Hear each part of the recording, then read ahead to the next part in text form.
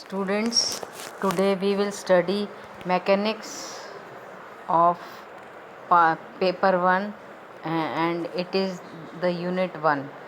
It is the first paper of your physics syllabus.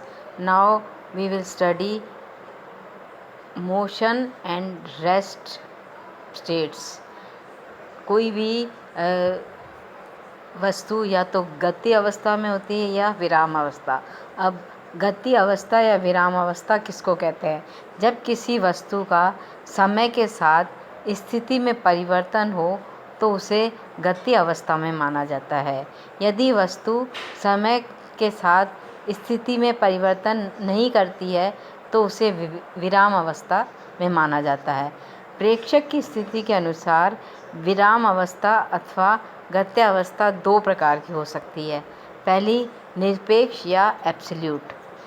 किसी वस्तु की निरपेक्ष स्थिति में उसको तभी कहा जा सकता है जबकि वस्तु की गति किसी ऐसे बिंदु के सापेक्ष प्रेक्षित की गई हो जो ब्रह्मांड में निरपेक्ष रूप से स्थिर हो, परंतु ब्रह्मांड में ऐसा कोई बिंदु मौजूद नहीं है जो सर्वदा स्थिर रहता हो। अतः निरपेक्ष गति एक संकल्पना मात्र है और कोई भी निर्देश वो एब्सोल्यूट गति संभव नहीं है। दूसरा है सापेक्ष गति, जिसको हम रिलेटिव मोशन कहते हैं। वस्तुतः गति एवं विराम अवस्था दोनों ही सापेक्ष है। किसी वस्तु को दूसरी वस्तु के सापेक्ष स्थिर अथवा गतिशील कहा जा सकता है यदि प्रथम वस्तु की स्थिति दूसरी वस्तु के सापेक्ष समय के साथ परिवर्तित हो या बदल रही हो। अगर समय के साथ साथ अपरिवर्तित है और उसका समय के साथ कोई भी परिवर्तन नहीं हो रहा है तो ऐसी वस्तु को हम स्थिर कहते हैं। अगर समय के साथ उसकी स्थिति में परिवर्तन हो रहा है तो हम उसे गतिशील अवस्था में कहते हैं। उदाहरणार्थ, पृथ्वी पर स्थित कोई खंभा हमें स्थिर दिखाई देता है, परंतु वही अंतरिक्ष में स्थित किसी प्रेक्षक को वह पृथ्वी के साथ घूमता हुआ दिखाई देता है, क्योंकि पृथ्वी स्वयं अपनी अक्ष पर तथा साथ साथ सूर्य के चारों ओर घूर्णन गति करती है।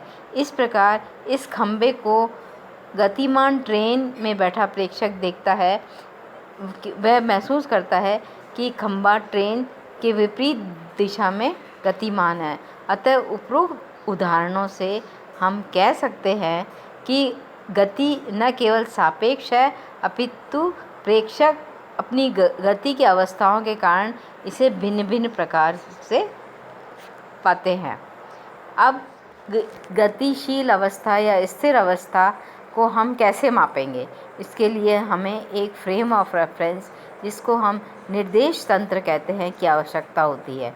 अतः किसी भी वस्तु की स्थिति का गुणात्मक विश्लेषण करने के लिए एक निकाय या तंत्र की आवश्यकता होती है जिसके सापेक्ष वस्तु की स्थिति का अध्ययन किया जा सके।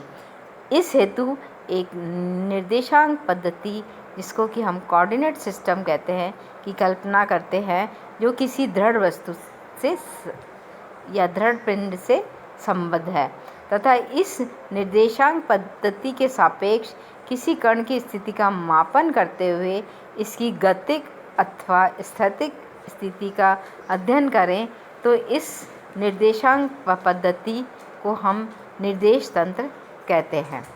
अब ये निर्देश तंत्र, जो प्रचलित निर्देश तंत्र हैं, वो कार्टेशियन कोऑर्डिनेट सिस्टम है, जिसको कि हम कार्तीय निर्देश पद्धति कहते हैं। इसमें यह सबसे सरलतम निर्देश पद्धति है और इस निर्देश पद्धति में परस्पर 3 सरल रेखाएं होती हैं जो परस्पर एक दूसरे के लंबवत काटती हैं और इन 3 सरल रेखीय अक्ष को हम x, y व z के रूप में इनका मापन करते हैं, जो किसी मूल बिंदु O पर मिलते हैं। जैसे कि चित्र में दिखाया गया है, x, y और z एक्सिस है जो कि एक बिंदु O पर ये काट रही हैं। Cartesian coordinate system left handed व राइट हैंडेड दोनों हो सकते हैं। राइट हैंडेड को हम दक्षिणावर्ती कहते हैं और लेफ्ट हैंडेड सिस्टम को हम वामावर्ती कहते हैं, परंतु अधिकांशतः हमें दक्षिणावर्ती कार्तीय पद्धति या राइट हैंडेड पद्धति का ही हम जनरली उपयोग करते हैं। इसमें दिखाया गया है किसी भी कण की स्थिति के निर्देशांकों को हम x, y, z से व्यक्त करते हैं और इसके अतिरिक्त इसको हम स्थिति सदिश के रूप में भी व्यक्त करते हैं। स्थिति सदिश का मापन हम कैसे करते हैं? कोई भी बिंदु P है, इसको हम O से मिलाते हैं तो OP की जो दूरी है उसको हम R से लिखते हैं और इस R का स्थिति सदिश जो है वो R वेक्टर है। R सदिश को हम xi plus yj plus zk के रूप में लिखते हैं, जहाँ पे x इसका x अक्ष पर इसका लंब अगर हम डालें P बिंदु से x अक्ष पर तो इसकी दो लंब डालें तो इसकी जहाँ पर ये लंब काटता है एक्सिस को वो इसका x कोऑर्डिनेट होगा। इसी तरह y अक्ष पर हम लंब डालें और जहाँ पर ये y अक्ष को काटता है बिंदु वो हमारा y का कोऑर्डिनेट होगा और इसी तरह हमारा z कोऑर्डिनेट होगा।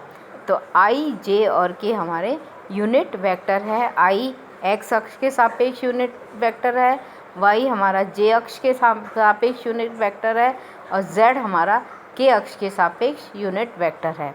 यदि कण गतिशील है तो r का समय t, r हमारा t के साथ भी फलन होगा, तब कण का वेग एवं त्वरण इसका या एक्सेलरेशन इस प्रकार से नापेंगे।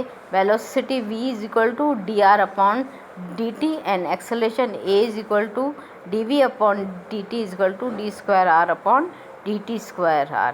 सामान्यतः किसी घटना या इवेंट को किसी कार्तीय निर्देश तंत्र की जानकारी के लिए स्थिति तथा इसके घटित होने के समय की भी आवश्यकता होती है, अर्थात हमें 4 निर्देशांक की आवश्यकता होगी, x, y, z जो कि स्थिति के निर्देशांक कहलाते हैं और t हमारा समय का निर्देशांक है।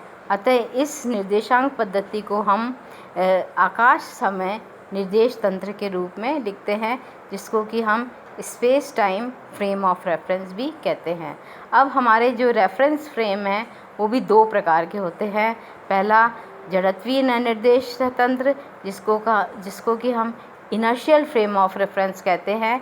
यह वह निर्देश तंत्र है जिसमें बाह्य बल की अनुपस्थिति में भी कण की गति त्वरण रहित हो, जड़त्वीय निर्देश तंत्र कहते हैं। ऐसे निर्देश तंत्र में न्यूटन की गति संबंधी प्रथम व द्वितीय नियम वैध होते हैं और ऐसे फ्रेम को हम जड़त्वीय निर्देश तंत्र कहते हैं। इस प्रकार के तंत्र में यदि कण पर कोई बाह्य बल कार्यकारी न हो तो कण या तो स्थिर रहता है या एक समान चाल से सरल रेखीय गति करता है, जो कि जड़त्व का प्रथम नियम है। अतः इन्हें हम जड़त्वीय निर्देश तंत्र कहते हैं। इसी प्रकार के निर्देश तंत्रों को हम गैलीलियन अथवा न्यूटोनियन निर्देश तंत्र से भी इनको जाना जाता है। जड़त्वीय निर्देश तंत्र या तो स्थिर होते हैं या नियत वेग से गतिमान होते हैं। किसी जड़त्वीय निर्देश तंत्र के सापेक्ष नियत वेग से गतिमान कोई अन्य निर्देश तंत्र भी जड़त्वीय निर्देश तंत्र ही होगा। अब है अजड़त्वीय निर्देश तंत्र, जिसको कि हम non inertial frame of reference कहते हैं। यह वह निर्देश तंत्र जिसमें न्यूटन की गति संबंधी प्रथम व द्वितीय नियम वैध नहीं होते हैं, इन्हें जड़त्वीय निर्देश तंत्र कहते हैं। इन तंत्रों पर बाह्य बल की अनुपस्थिति में भी किसी कण पर की गति त्वरित प्रतीत होती है। सभी त्वरित तंत्र एवं घूर्णन करते हुए तंत्र अजड़त्वीय निर्देश तंत्र होते हैं।